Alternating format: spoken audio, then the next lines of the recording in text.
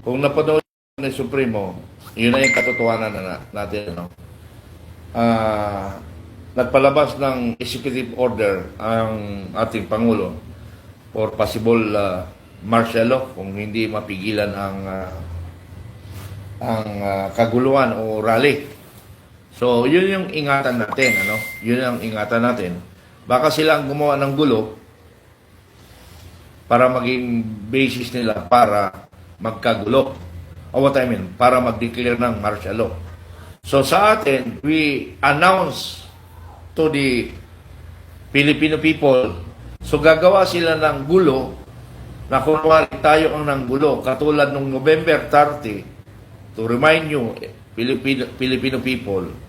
So sa ngayon, darating na mga rally-rally, we announce, we also monitored all who conducted rally. We are all monitored.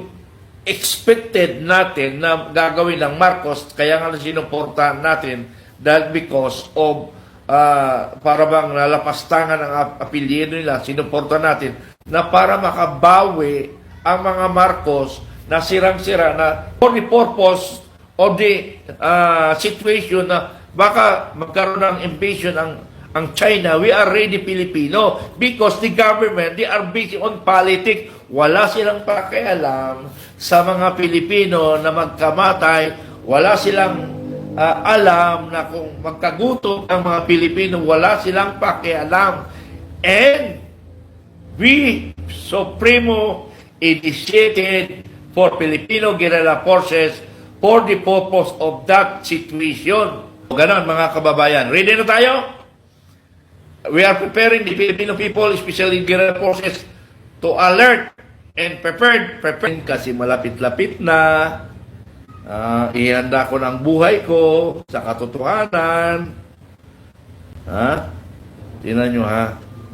Siguro pag alis ko dito, dalhin mo na yung ibang gamit mo kasi marami tayong activities sa labas. Siguro hindi na tayo babalik sa pinanggalingan. Tuloy-tuloy na tayo. Ganon siguro mangyari. So, ganon mga kaibigan. Handa na ba tayo? So, maganda tayo. Mababagsak lang ang bangag na administration. Pero hindi abot isang taon yan. Mahaba na yung 2 linggo dyan. Malapit ng hudyan. Ilang tulog mo na lang at hindi ka na matutulog.